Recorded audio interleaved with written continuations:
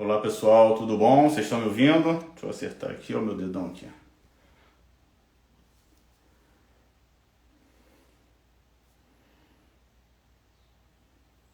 Deixa eu aumentar aqui um pouquinho. Olá Igor, Thales, vocês estão me ouvindo? Veloso, vocês me ouvem? Beleza, Veloso, bom tê-lo aqui. Cadu, Wagner, Cláudio, Afonso, Marcela, Edu, beleza, gente? 59, eu tô falando aqui com o Tino, vamos fazer os últimos ajustes. Boa tarde, tudo bom? Francisco, César.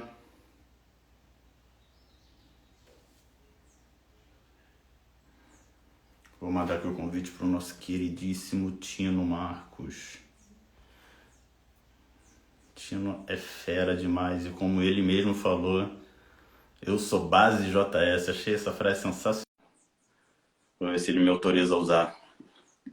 Tino Marcos está aqui conosco. Grande Tino Marcos, que alegria. Você me ouve bem? Te ouço bem. Você me ouve bem? Ouço muito. Eu tô ouvindo pelo celular. Acho que está mal plugado aqui. Eu também estou sem fone, porque meu fone é Bluetooth, ele dá interferência nas lives. Rapaz, eu tô te ouvindo direto aqui, tudo bem. Então vou até tirar o fonezinho, porque eu tô te ouvindo bem. Todo mundo ouvindo a gente bem? Primeiramente, muitíssimo obrigado, Tino. Muito obrigado, Pedro. Obrigado a você. Pô, que legal tá aí com o cor de rosinha aí atrás. O início da minha... Estamos revivendo essa história maravilhosa. Você faz parte dela. Eu queria deixar registrado aqui que o Tino foi sempre muito carinhoso com a gente. Eu lembro, eu comecei em jornalismo em 2007, no próprio Jornal do Esporte. E minha primeira vez na Granja Comaria, acho que foi em 2009, pelo SRZD, o site do Sidney Rezende. Sei. Você já foi iniciante também. Pra gente aquilo era um mundo. Gente, que é isso? Ronaldo, Fenômeno, Tino Marcos, e você sempre foi um gentleman, principalmente com a galera que começava. Sempre muito prestativo. Pra gente, você sempre vai ser uma estrela, né, do jornalismo. Você é o nosso Pelé, né? Mas você sempre de uma educação. Olha, muito obrigado mesmo por você estar aqui, por todo o carinho com todo mundo. Imagina, Pedro, eu curto aí o perfil, gosto mesmo, poxa, tem tudo a ver, eu adoro manchetes antigas. Eu aqui também tenho uma coleção, por exemplo, da Manchete Esportiva, que de vez em quando eu abro, folheio, e fico viajando no tempo e tal. E, cara, o JS, para quem não sabe, para quem não viveu, né? Porque ele já saiu assim da órbita principal assim há algum tempo. Ele era uma grande referência assim de cobertura de esportiva, né?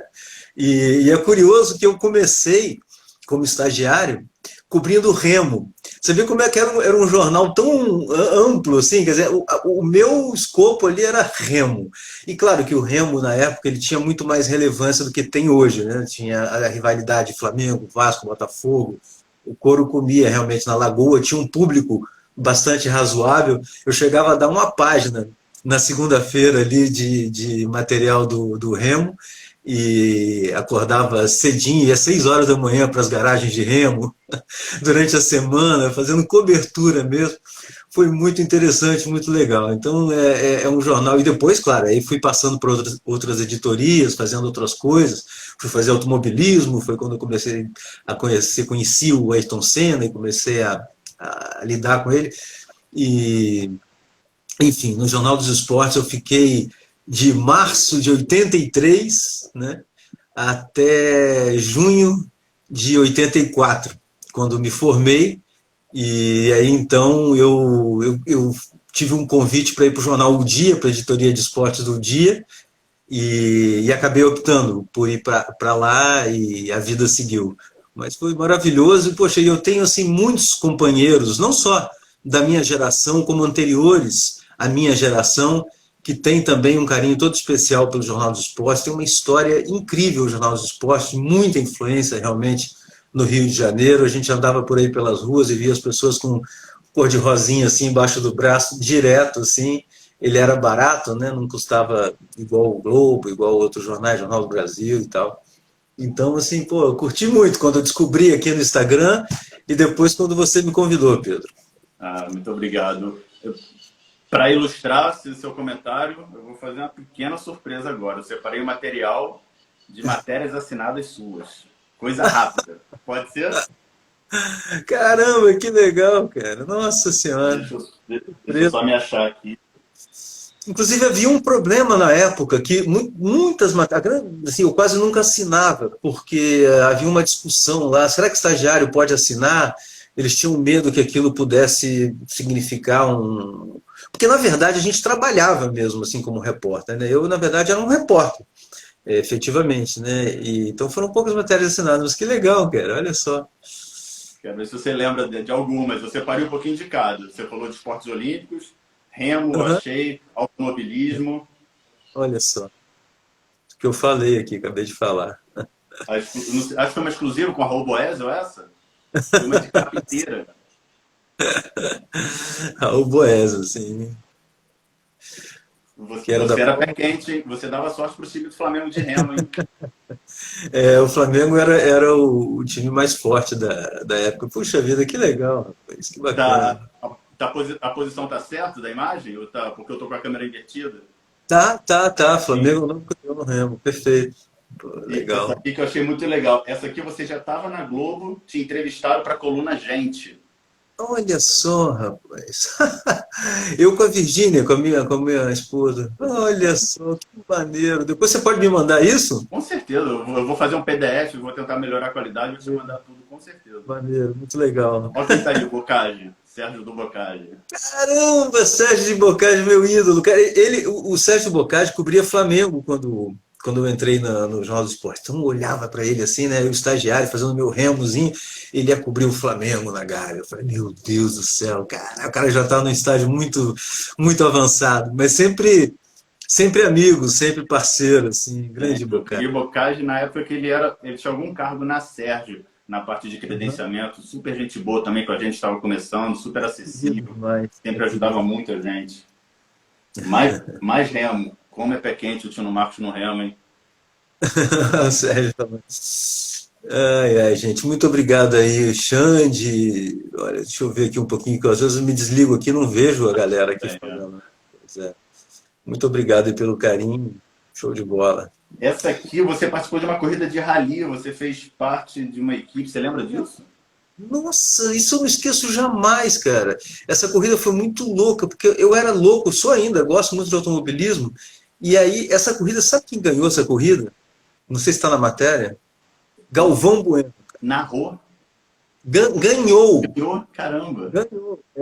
Ele e o Alain Vinher. O Alain Vinher era um cara que fazia Fórmula 1 na Globo durante muitos anos, fez Fórmula 1, foi o grande parceiro do Galvão e do Reginaldo, era produtor, né? Então eles fizeram uma dupla. Eu fiz uma dupla com o Robertinho, que era um repórter da Quatro Rodas. Então o cara era um piloto de testes, o cara era um monstro para pilotar. E foi divertido demais. Só que a gente capotou nessa, a gente capotou lá pela altura entre Petrópolis e Teresópolis e foi um negócio incrível, porque foi a única vez na vida que eu capotei e eu lembro de não ter sentido medo. Eu só lamentei demais a gente estar no final da ribanceira e não poder continuar, porque o bicho estava voando, assim, né? E a gente estava liderando o rally. Mas foi incrível. E depois, pô, o carro eu lembro que o carro do Galvão, quando chegou no fim, estava todo amassado, tinha batido, mas chegou e ganharam. Era para a imprensa, sabe? Faltou Ah, explicar isso. E a Volkswagen estava lançando o Voyage na época, então tinha uma prova do Voyage no Rally normal e fizeram uma prova de imprensa. Foi maravilhoso. mas você não machucou, não, pelo que eu vi na matéria, né? Não, nada. Nada. Deixa eu ver aqui. Tem mais remo. Olha aí. Caramba, que legal. Vou te mandar isso tudo. Os Que esportes bom. olímpicos, o pessoal tinha uma. Usava até um termo, o esporte amador na época, né? Amador. Muito essa época É. também, nada a ver com termo. É um jargão, na verdade, de redação, né? É, a gente dividia, assim, a própria redação falava, ele vai sair do amador e vai para o futebol. Você tinha o amador e tinha o futebol, né? Então, o amador era nos esportes olímpicos e outros que não fossem olímpicos, mas enfim, que não estavam no guarda-chuva do futebol. Naquela matéria com a Virgínia, você falou, meus amigos achavam que eu não tinha muito jeito para TV, porque eu era muito tímido, e aí você acabou indo para a TV, né? Conta um pouco para a gente dessa transição do impresso para mídia. Sim, sim, então, Pedro, a vida inteira quis trabalhar, quando era moleque, assim, quis trabalhar em jornal. Meu propósito era apenas escrever. Jamais imaginei trabalhar com microfone. Então, eu estava super feliz de ter encontrado essa porta de entrada no jornalismo esportivo, no Jornal dos Esportes, depois me levou o Jornal O Dia, eu estava amarradão. E aí foi quando surgiu a oportunidade de trabalhar na TV. E aquilo realmente foi uma decisão difícil, porque eu sempre me senti mesmo mais assim pro lado mais introvertido, não era um cara muito, nunca fui aquele cara assim de comandar resenhas e ser o tipo Mauro Naves, aquele cara que fala, que o Eric Faria, esses caras são, pô, talento puro para resenha. E mas assim depois eu entendi que também era uma oportunidade boa que eu tinha. Primeiro foi na TV educativa, na TV, um mês de férias lá. E aí eu falei, pô, era uma graninha a mais, eu conseguia conciliar com o jornal, e aí fui, fiz, e ali eu vi que não era nenhum bicho de 7 cabeças que dava para tocar. E aí depois veio um convite da Globo, foi um negócio assim, inusitado, eu também baqueei assim, caramba, me pediram para ver o material que eu tinha feito na TVE, e aí eu levei, e aí começou a minha história lá, investi muito nessa parte de fonoaudióloga, de voz, de expressão na frente da câmera. A partir do texto eu já trazia melhor do jornal, a coisa do contar a história. Né? Aí seguiu. Caramba, foram mais de 30 anos de Globo. Você fala, você bota até no seu Instagram, eu adoro isso. 30 anos cobrindo a seleção brasileira. E que loucura deve ter sido. Como é que você chegou a cobrir muito clube diariamente? Repórter de TV que cobre clube é muito diferente de um setorista, né, de jornal, de rádio, de internet. Nem sempre está a semana toda no clube, né? Como é que você foi? Você também foi de clube? Você foi para a seleção, para a CBF rápido, cobrir a seleção rápido? Como é que foi esse caminho? É isso mesmo. Eu cheguei a cobrir clube na época do jornal. Quando eu estava no Dia, eu cobri América. O América era muito maior, chegava inclusive acho que na semifinal do Brasileirão e tal, e cobria outros clubes assim, fazia folga, cobri várias vezes Flamengo e tal, para futebol, mas na TV realmente a gente nunca foi, a gente não é setorista, né?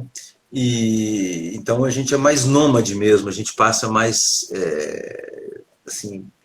Então, por isso que também foi importante a minha experiência no jornal, porque também eu já tinha fontes dos clubes, sabe? Eu já fiz a folga do cara que cobria Vasco, Botafogo, Fluminense, Flamengo, então conhecia, tinha telefones, tinha contatos.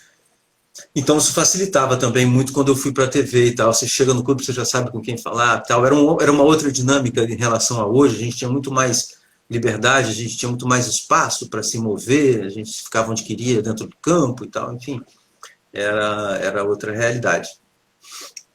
E como é que você vê hoje o nosso mercado? Por exemplo, você pegou várias fases do jornalismo, a relação com o jogador, técnico. Eu lembro, eu até falei com o Décio e com o Dudu sobre isso. Poxa, em 2007 eu conseguia ligar para o técnico, o Joel, o técnico do Flamengo na época, eu conseguia falar com ele por telefone. O Obina, o Sheik em 2009, tinha muita gente que atendia. E eu peguei essa transição dessa fase de você ainda ter um contato direto do jogador com a blindagem, assessoria, media training. Como é que você vê você que viveu muito mais intensamente essas etapas, como é que você analisa o antes e o agora? Pedro, é uma mudança imensa, imensa. Como você está dizendo, poxa, eu sou da época que não tinha nem celular, então, assim, quer falar com o Zico, vai para a porta da casa dele, fica lá a tarde inteira esperando ver se ele vai sair, aí implorar ele abrir o vidro e falar alguma coisa com você. A vida era assim, né? Então, por outro lado, você acabava um treino do Flamengo, você escolhia, né? Quem queria falava com o Andrade, quem queria falava com o Moser, o outro chamava o Júnior, enfim, fazia assim os grupinhos de conversa e tal, e a coisa fluía assim. E era interessante porque depois você ficava morrendo de medo de ver o que a concorrência ia dar. né? Porque às vezes se falou com alguns, mas não falou com outros. Então não sabe o que determinado jogador ou fonte falou para determinado repórter. Então era muito mais palpitante nesse sentido. Hoje a gente tem o conteúdo muito mais distribuído, né? Assim, oficialmente, através de entrevistas coletivas, né? E tal. Então é bastante diferente, né? Mas assim, eu não gosto de ser saudosista e dizer que era mais legal. Eu acho que assim, cada época tem seus atrativos, as suas coisas legais, as suas desvantagens, enfim, é do jogo, tem que comer o que está na mesa. Você tem saudade de escrever? Cara, sim, se eu falasse assim, tenho saudade de escrever, eu falei, então por que não escreve, vagabundo? Vai lá, agora você não está trabalhando mais na Globo, vai lá, mete a mão na massa. E poderia estar fazendo, muita gente me cobra isso, né? Mas eu fico ensaiando, assim, já fiz alguns meio projetos assim que não andaram, né? Literários, digamos assim. Alguns projetos que eu tentei, assim, que eu imaginei. Mas eu quero, quando fizer, fazer uma coisa bem legal, assim, sabe? Bem assim, que não seja um livro apenas a mais, assim, que seja alguma coisa que traga uma novidade, assim, vamos ver. Acho que ainda... Voltando, voltando um Hã? pouco naquela matéria que você deu pra gente, a coluna Gente, né? Você Aham. falou que tinha vontade de escrever um livro de ficção. Como é que tá essa vontade? Olha só, tá vendo? Cara, pois é, cara, ela tá aí, cara, ela existe, mas eu preciso dar os passos, assim, preciso fazer mais pesquisa, preciso andar um pouco mais para frente, mas vai acabar saindo sim. Olha só, já falava isso há muito tempo, então. Muito tempo, a nossa cabeça muda, nossas ideias, nossos pensamentos. Sim, sim, Eu jamais imaginava que eu estaria aqui hoje, por exemplo, tentando reviver a história do Rosinha, né? A vida dá muita surpresa na gente, né? sim, sim, sim. E você conseguiu se tornar assim, hoje um jogador para dar entrevista para alguém, quer dar entrevista para o Tino Marcos, sempre quis. Eu vi não tem pouco tempo o Romário abrindo as portas da concentração de 94. Romário que sempre foi um cara tão peculiar, um jeito tão peculiar de ser, e você tinha livre acesso com ele, com o Ronaldo. Como é que foi? E você sempre foi um profissional que sempre manteve um nível de profissionalismo, sem excesso de elogios. Hoje tem muita gente que conquista as coisas assim, né? Você sempre manteve uma relação saudável. Como é que você foi construindo essa relação com tantos ídolos do nosso esporte, né? Não só do futebol? Uhum. Pois é, eu acho que assim, que é dia a dia, é passo a passo, experiência atrás de experiência, é isso que vai construindo uma identidade, vai construindo uma marca, uma referência assim sobre o seu caráter, sobre o seu comportamento. Então, é como você falou, eu me orgulho muito assim de não ter sido um cara nem que ficou babando ovo, nem criticando à toa só para causar, digamos assim, né? Eu sempre procurei ser fiel àquilo que eu vi, assim, e já tive até conversas com o Romário sobre isso, assim, de discutindo, assim, eticamente, assim, o que eu poderia publicar, o que eu não publicaria, né? Fazendo exercícios, assim, mentais, assim, e se eu fizesse isso e aquilo, como é que você se comportaria? E eu falando para ele, assim, que acima de tudo sempre vai estar o meu compromisso com o meu trabalho, assim, não tem enfim, outra prioridade. Mas, assim, sou mega grato a ele e ao Ronaldo, que você citou, porque foram dois monstros, né, do futebol, com os quais eu pude conviver no auge deles, né, toda a carreira deles, assim, e eles sempre me deram muita moral mesmo, sempre me deram muito espaço, sempre confiaram muito em mim. Até hoje, tanto um quanto o outro, assim, quando eu preciso alguma coisa assim, eles são sempre espetaculares, né? Então, isso, assim, eu falo sempre para os mais jovens, assim, que a credibilidade é como se fosse um cofrezinho ali que você vai botando moeda todo dia com o seu comportamento. Cuidado por não deixar o porquinho cair e quebrar, porque se você vacilar de um dia para o outro, às vezes a tua credibilidade vai para o vinagre. Então, é difícil de construir, é fácil de quebrar, mas é isso, é ao longo do tempo. Lembrando, foi sensacional com o Romário, foi muito bom aquele programa. Desculpa, agora Você. eu acabado. Oi, Você me tá ouve me bem? ouvindo? Estou te ouvindo bem já. Uhum, uhum. Sim. Você desde cedo revelou seu time, né? Meio que um fetiche de torcedor querer saber time de jornalista, né? Nessas matérias que eu resgatei, aquela com a Virgínia, inclusive, você já falava abertamente do seu time, sua torcida, de que você, na época, estava se afastando um pouco dos estádios por causa da violência. Como é que foi a sua relação de ser um dos principais jornalistas do país, com praticamente a maioria das pessoas sabendo do seu time? Isso teve algum prejuízo para você? Olha, eu acho que nessa matéria eu não falei não, Pedro. Eu nunca Tem mais revelei. falar. Mas de Flamengo? Alguém falou, eu posso até ler aqui, ou então não sei se Eu alguém já sempre botou no disse, texto. eu sempre disse, e não é mentira, mas eu dizia sempre como uma fuga, digamos assim, um subterfúgio, que eu dizia que eu sou mesmo Real Madrid. Por quê? Eu torcer para o Real Madrid, qualquer um quer ser Real Madrid, mas não é, é porque meu pai era espanhol, meu pai é uma das pessoas mais boleiras que eu conheci na vida, né? Apaixonadíssimo por futebol, e ele viveu na Espanha até os 21 anos, e ele foi sócio do Real Madrid, morava em Madrid, era sócio do Real Madrid, e ia cada 15 dias ou toda semana ver o Real Madrid jogar. Então ele viu aquele grande Real Madrid do Stefano, do Puskás e tal. Então eu cresci ouvindo essas histórias, depois voltei à Espanha vendo o Real Madrid, então realmente sou o Real Madrid. E aí eu falava isso, sou o Real Madrid. Aí depois, quando eu saí da Globo, aí sim que eu vi que não tinha problema eu falar da minha torcida pelo Flamengo. Porque quando você é repórter e você vai cobrir todos os clubes e tal, tem dois aspectos. Um é o aspecto assim do conteúdo mesmo, da sua abordagem. Todo mundo vai dizer, ele está criticando o Vasco porque ele é Flamengo. Ele está falando isso porque ou o Flamengo jogou bem, ele só está falando porque ele é Flamengo. E a outra possibilidade é a sua pele mesmo, que às vezes você está, sei lá, você está em São Januário fazendo um jogo do Vasco, passa uma torcida organizada que te identifica como um torcedor do Flamengo e a sua pele ali está em risco. Então, ou não estou falando do Vasco, mas enfim, qualquer outro rival, assim, né? Quando você é identificado com aquele time, complica. Então, a gente está vivendo esses dias, então, né, o futebol tem dado demonstrações assim de muita violência aqui no Brasil, e então, assim, não dá para facilitar. Mas agora, como eu não estou mais na reportagem, então, tranquilo. Eu estou olhando aqui para baixo, que eu estou colando o meu roteiro, tá, Tino?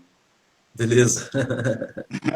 Aqui, botaram no texto, na verdade, quem redigiu essa matéria escreveu: Tino Marcos tem o coração rubro-negro, mas afirma que perdeu a garra do torcedor por causa da profissão, que exige imparcialidade e da violência. Aí falou um pouco da sua relação com os estádios.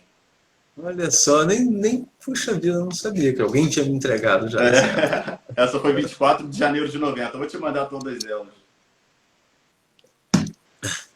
Como é que você analisa hoje o futuro da nossa profissão? Não digo nem o jornalismo em si, mas mais a comunicação em geral, né?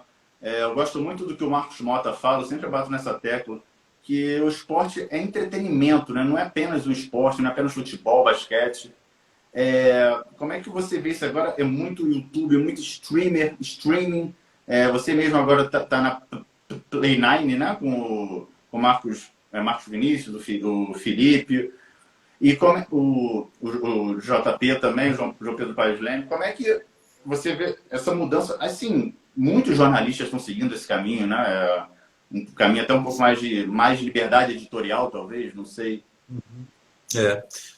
Olha, eu acho que o esporte realmente é entretenimento. Ele cabe nele jornalismo e cabe nele entretenimento. Eu acho que cabe tudo.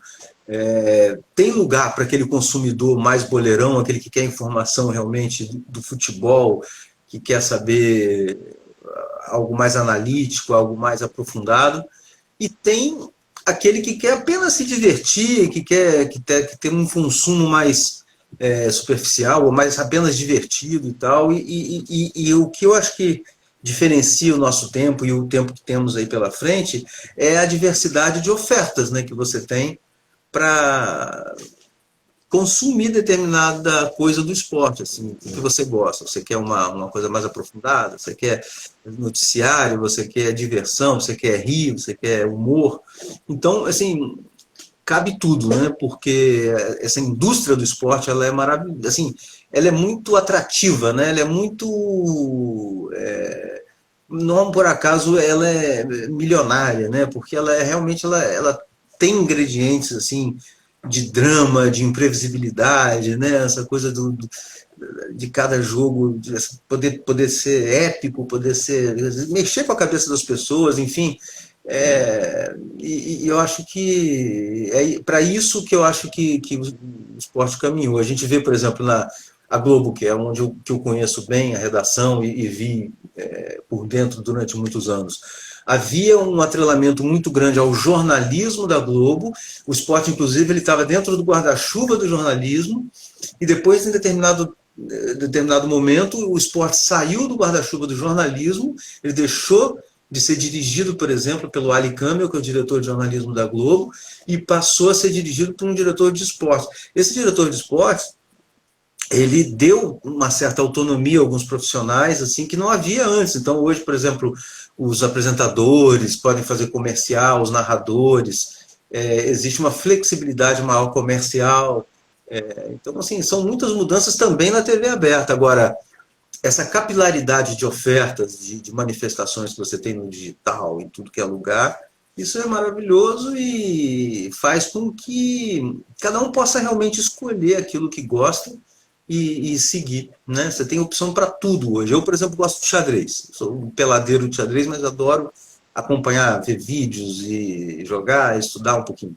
Pô, tem canais assim maravilhosos para eu ver. Tá? Então, meu tempo ali eu tenho para isso. Então, cada um, né? O outro é torcedor do time do interior. Pô, muitas vezes vai ter um canal de YouTube naquela cidade que vai fazer a cobertura daquele time, que vai levar conteúdo legal para aquela comunidade. O futebol, embora ele seja muito globalizado, né, como tudo nesse mundo, mas ele ainda conserva uma certa característica assim, paroquial, né, aquela coisa do time local, o meu time, o time do rival. Porra, será que o rival está se reforçando ou não? Ou isso, o meu time. Então, acho que sempre tem muitos espaços, o que é muito legal. Como é que você vê o nosso cuidado do Brasil, que eu digo, dos dirigentes, com o nosso produto, o futebol? A gente é tão valioso, a gente revela tanto o jogador, mas a gente tem tanto problema até de divulgação lá fora, uma Libertadores, por exemplo, um Campeonato Brasileiro. Como é que você acha que está melhorando esse cuidado com o nosso produto, futebol, de fato? Olha, Pedro, eu acho que falta aqui uma campanha mais séria para que o jogo tenha mais ética no futebol do Brasil, eu acho.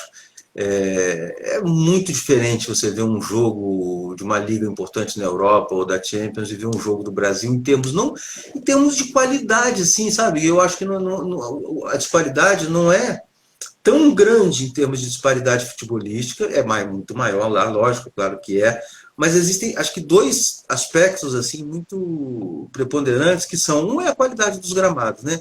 A gente tem a qualidade do gramado muito inferior lá, e isso, eu acho que as pessoas não valorizam tanto isso, mas eu acho que é muito importante. Eu acho que é decisivo. E outra é a questão realmente do comportamento realmente dos jogadores. Assim, cara, é muito difícil para um juiz apitar um jogo o tempo todo, os caras no ouvido do cara, e é muito difícil. Então, assim, é muito tempo sem bola rolando. Eu acho que está precisando melhorar um pouco nesse aspecto só. Deixa eu dar mais uma colada aqui. Queria falar um pouco de mídia impressa com você. A gente falou do Jornal do Esporte. Você consome algum tipo de jornal impresso? Você lê? O que você acha? O pessoal brinca muito comigo. Pô, Pedro, vamos voltar ao Jornal do Esporte. Gente, não é assim. Uma gráfica, uma redação, toda a estrutura. E o nosso mercado é muito objetivo, né? Muda muito, né? O que você acha da mídia impressa? Você acha que há espaço ainda? A gente vê a Folha forte ainda? O Décio estava falando muito, o Dudu, desculpa, estava falando muito na questão dos colunistas, que deixam o jornal mais encorpado aos fins de semana. O que você acha da mídia impressa hoje em dia? Olha, eu sou suspeito porque eu sou um old school, né? Eu sou da velha guarda e eu até hoje, sim, consumo jornais de papel, não de papel, eu só leio no final de semana de papel, mas no resto da semana eu vejo no digital, mas eu vejo a edição impressa dos jornais. É curioso, eu gosto de ver como que os jornais saíram, como é que foi a diagramação da primeira página e tal. Então, eu pessoalmente ainda curto bastante, mas reconheço que a velocidade dos fatos, né, torna o papel do o jornal de papel muito difícil, né? E você vê a gente agora com esses tempos tão sombrios que a gente está vivendo, você pegar o jornal, as notícias da guerra já não são as mesmas que você vê na televisão, aquilo já evoluiu. Mas, como você disse, o jornal caminhou, o impresso caminhou muito para abordagem mais analítica, né, mais aprofundada dos fatos. E isso eu acho que foi muito interessante. Você tem grandes colunistas, grandes articulistas na imprensa e isso mantém essas marcas tão grandes e essa referência de credibilidade. Viu que apareceu aí agora? Não, Roberto não vi. Carlos, nosso eterno lateral esquerdo. Nossa, lindão! Te mandou um tino e palminhas aí, Roberto Carlos, uma figuraça. Ah, um dos mais queridos. Você sabe que a única vez que eu chorei entrevistando um jogador de futebol foi entrevistando eu do lado de cá. Infelizmente a câmera não pegou, mas era entrevistando o Roberto, logo depois da Copa de 2006, que o Brasil foi eliminado. E eu sabia que ele não voltaria mais à seleção e eu tinha vivido muita coisa com ele, né? Desde muito, muito cedo, quando ele estava na União São João ainda, em Araras. Então pô, as lágrimas desceram ali, cara, quando eu vi que, pô, ele estava se despedindo, cara, e ele era um cara na seleção, assim, impagável, assim, no astral. A geração dele toda, meu Deus do céu, deve ter sido incrível viver de perto aquilo. Cafu, Roberto, Ronaldo, Ronaldinho, Adriano, Kaká, é muito cara gigante. Um pouco mais atrás o Romário, Bebeto. Demais, cara, demais. Assim, eu tive a felicidade de conviver com gerações maravilhosas mesmo, né? Pô, cobri 3 finais de Copa do Mundo com o Brasil em campo, seguidas, né? É uma situação rara, né? Assim. É verdade. Lindo! Até fixei aí para você ler. Roberto, Maravilhoso. espero aqui, Roberto. A gente tem história para contar, hein? Nossa, esse aí é um monstro, cara. Esse é um monstro. E hoje em dia, você chegou a pegar. Eu vi foto sua com o Vinícius Júnior, né? Com o Neymar, com. Como é que foi esse acesso? Claro que você, por ter uma carreira consolidada, por ter a história que você tem, de repente isso facilita, mas era bem diferente. A gente já falou sobre isso, mas era bem diferente. É muito diferente do que da época antiga, de Zico, de Romário. Não, muito diferente, muito diferente. Assim, como eu te falei, assim, esses mais jovens, assim, eu tenho talvez a facilidade de ter algum trânsito por justamente os moleques, como você falou, tal, cresceram me vendo ali e tal, então sabia, pô, o Ronaldo, que já tem 45 anos, ele falava que, pô, ele queria ser entrevistado por mim, imagina, quando ele era moleque, claro, estava ali no juvenil. Pô, eu tive essa sorte de as portas um pouco se abrirem, porque por já estar, não por mim, mas eu sempre falei, por causa daquela canopla ali, aquilo ali é muito forte, era fortíssimo, né? Era uma coisa imensa, assim, gigantesca e tudo. Então, eu tive esse trabalho muito facilitado por isso, né? Mas claro, tem nosso mérito, tem nosso esforço muito grande também. A gente está com algumas perguntas dos seguidores. O David Uhum. Merabet. Qual foi o melhor time que você viu jogar em Copas do Mundo? Olha, rapaz, que pergunta boa, hein? Pô, pergunta forte. O melhor time. Em Copa do Mundo, eu só cobri Brasil, né? Eu sempre cobri Brasil. Agora, assim, que eu tenha visto em loco, é difícil comparar Tino, a. deixa eu te interromper um segundo. Sim, Olha quem apareceu aqui. sim. Um segundo. Acabei de receber esse convite aqui, não dá para recusar, você vai adorar. Hum. Eu tinha que estar aqui. Que isso! Mas é muita honra. É Lindão, muita tudo honra. bem? Pô, que saudade, RC. Porra. Saudade. E aí? Tá linda, mano. Não, Ô, eu vou rapidinho porque o Tino é um cara que eu tenho maior admiração por ele. Fez parte de toda a minha vida. E não vou falar muito porque eu começo a chorar aqui, você sabe como que eu sou. E, Tino, conta a história. Você tem uma história linda na tua vida, por tudo que você viveu. E é legal, eu estava vendo agora a televisão, eu falei, putz, que legal, eu entrei no Instagram aqui, eu vi que você estava em direto, eu falei, putz, tem que participar, velho. Eu pedi para entrar. Esse é um cara que putz, eu paro a minha vida para comentar sobre ele, porque é um cara que eu tenho maior admiração, maior respeito, maior carinho. Antes de qualquer profissional existe um ser humano, e aí está um ser humano enorme. Eu tenho vários amigos na imprensa e o Tino é um dos caras que eu tenho respeito sempre. Entrei para falar isso, vou ver agora a final da Copa do Rei, a semifinal da Copa do Rei, e eu só queria ver o Tino aqui e comentar para ele, lindo, te amo gostoso! Saudade, eu precisava Roberto. passar por aqui, eu fiquei assim pensando, será que eu entro, não entro? É o momento Puxa, do Tino. que alegria que você me deu, que alegria enorme. Agora, eu só posso dizer assim, cara, obrigado não por hoje, mas por toda a vida, cara. Pelo que eu vi ali na beira do campo você fazer, pelo que eu vi você fazer para nós, assim, atenção, e essa carinha aí, e fazendo a gente rir o tempo todo, cara. Obrigado demais. Lindo, época boa demais, foi maravilhoso. Eu só tenho a te agradecer. Eu não Vai tenho lá, vergonha nenhuma. lá. Não tenho vergonha nenhuma, nenhum problema de falar, puta, você foi um dos melhores, assim, o meu amigo. Digo, um dos melhores no sentido de que eu tenho vários amigos da imprensa, mas de amigo, tá aí. Brigadíssimo mesmo. Lindo! Beijo. Vou ver agora a Valência e... Não sei, deixa eu ver. Peraí, segura aí. Valência, Atlético de Bilbao. Valência e Bilbao. Eu vou colocar Boa. aqui não pode ver. Tá ali. Tá lá na frente. Show. Mas eu tinha que passar por aqui para mandar um beijo para vocês aí. Parabéns aí. Estou entrevistando uma das pessoas que eu mais admiro no futebol. Uma pessoa que eu tenho como amigo. E para mim é um privilégio poder entrar aqui e falar com vocês. Parabéns aí para vocês, tá bom? Grande Roberto, obrigado. Se cuida. Lindo! Falamos. Tchau. Valeu, lindão. É demais, cara. É demais, Roberto. Tive que te interromper, né? Nossa, demais. Você sabe o que ele fazia, cara? No avião, a gente viajava, às vezes, no avião fretado da seleção, né? E aí ele pegava o microfone e começava a imitar, usar a voz do Zagallo, falando como se fosse um comissário como se fosse um comissário do avião.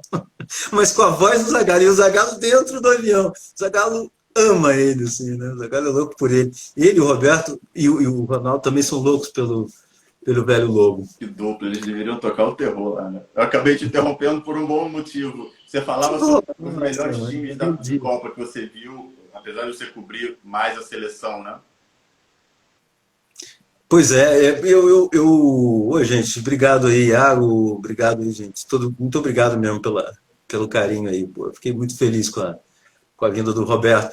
Então, assim, como cobertura, assim, da minha vida, assim, o que ficou marcado mesmo sempre vai ser a seleção brasileira, porque nesses 30 anos, eu acho que não teve nenhum repórter, assim, de nenhum meio de comunicação que tenha ido a tantos jogos da seleção, né?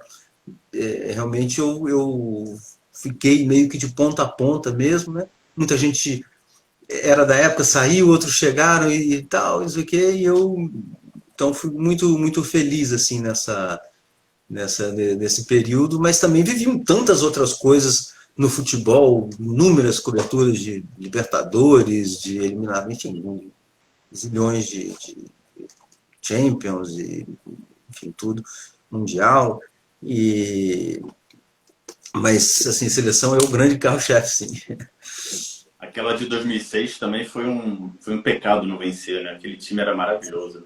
Acho que eu sou de 85, acho que foi a maior seleção de todas que eu vi jogar, assim, apesar de não ter ganho pouca coisa, né? Era uma super seleção, mas realmente não encaixou. Copa do Mundo tem isso, né? Uma competição muito curta, então se tudo não estiver muito bem encaixado ali na hora, as coisas não acontecem. Naquela Copa, o Ronaldinho Gaúcho chegou muito cansado, realmente exaurido. Assim, ele tinha vencido a Champions, né, que você sabe, vai até avança depois da temporada regular na Europa. Então já chegou muito em cima do laço na Suíça, onde o Brasil estava se preparando, ele estava muito cansado. O Ronaldo, fenômeno, tinha vindo das férias acima do peso, não tava. Então eram dois jogadores ali já decisivos, assim, então a coisa não aconteceu, infelizmente, mas pô, era a base de 2002, ainda tinham muitos jogadores que tinham surgido, o Adriano tinha feito um 2005 incrível, né? Aquela seleção em 2005, cara, foi uma das maiores que eu vi, sabe? Aquela da Copa das Confederações. Foi um momento, assim, da seleção, cara, absurdo, né? Absurdo. 2005 era o auge de muita gente, né? O Adriano, o Kaká voando, né? Aquela coisa, talvez se fosse em 2005, mas é o C, né? É o C. E aí vai o futebol, não tem jeito. A gente já está batendo o nosso tempo. Deixa eu te fazer mais uma pergunta de um seguidor nosso, Felipe Calazans. Tino, você é mesmo de Caxias? Qual bairro? Conta um pouco da sua história pra gente.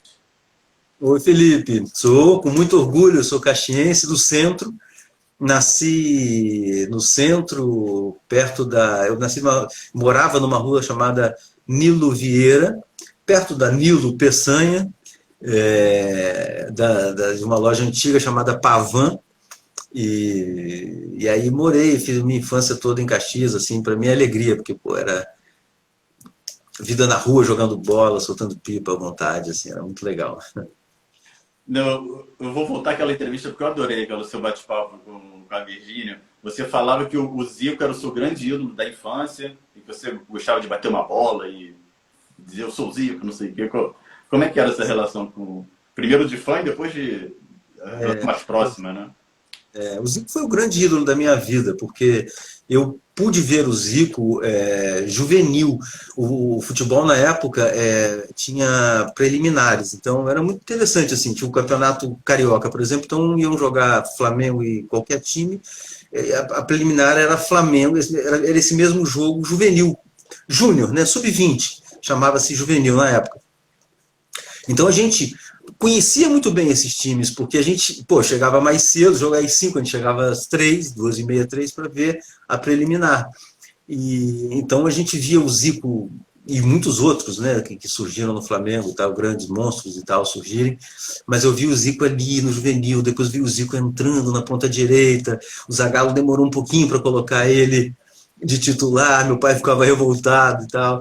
E aí eu, molequinho, vendo, cheguei a ter um autógrafo do Zico, que eu perdi numa mudança, fiquei desesperado com aquilo, quando ele se mudou. E depois comecei a entrevistar o Zico, né? E era aquela coisa, quando eu via o Zico assim, o coração disparava, né? Até hoje, quando eu encontro com o Galo. E, aliás, amanhã é aniversário dele. Amanhã, 69 anos.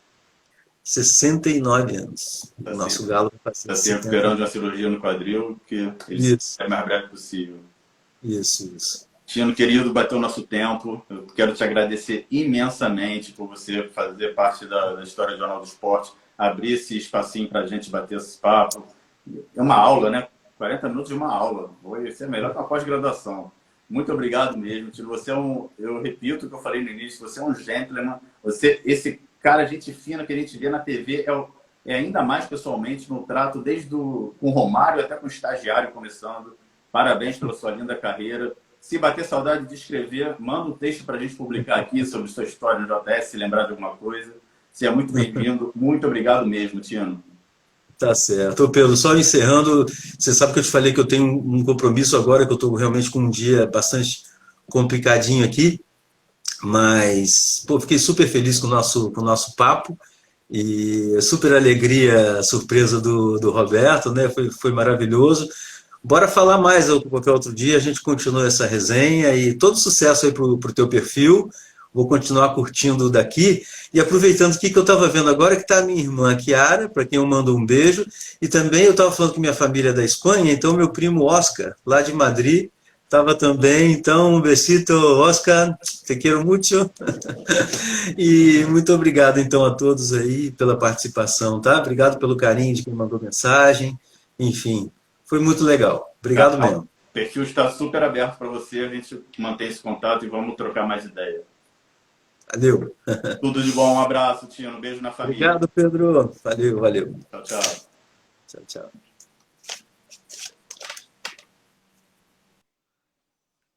É isso, galera. Tino Marcos, olha o cabelo, tá ruim. No meio do carnaval é complicado. Tino Marcos abriu a agenda para falar com a gente na quarta-feira de cinzas. Ele é muito especial. O Tino realmente é muito especial. Beijo, Kiara. Obrigado pelo carinho. Cabral, muito obrigado pela audiência de todos. O Tino é incrível. Essa participação do Roberto Carlos aí, isso aí é para gravar. Hein? Não posso perder essa live, não. Hein? Galera, é isso. Muito obrigado. Como prometido, a gente está revivendo a história do Jornal do Esporte, que é muito importante, não só para o jornalismo, para o esporte, mas para a sociedade. A gente precisa de mídias fortes, veículos de comunicação fortes, e a gente está revivendo o jornal com personagens do tamanho de Tino Marcos, por exemplo. Já falamos com o craque Dudu Monsanto, com outro craque Décio Lopes, foram duas histórias maravilhosas. As lives estão aqui no feed do Instagram, e eu também criei um canal no YouTube. É só procurar Jornal dos Esportes, Dudu Monsanto, Jornal dos Esportes, Décio Lopes. Vou subir agora do Tino também. E continuem seguindo a gente. Obrigado pelo carinho. Eu acho que a gente já bateu 6 mil seguidores hoje. Que presente, né? Tino Marcos com Roberto Carlos cruzando. Sensacional. É isso, galera. Muito obrigado. Fiquem de olho. A gente vai trazer mais lives de gente muito importante na história do Jornal do Esporte e na história do futebol, não, do esporte brasileiro também. Tá bom? Beijo a todos. Boa quarta-feira de cinza para todos. E viva o JS. Obrigado, galera.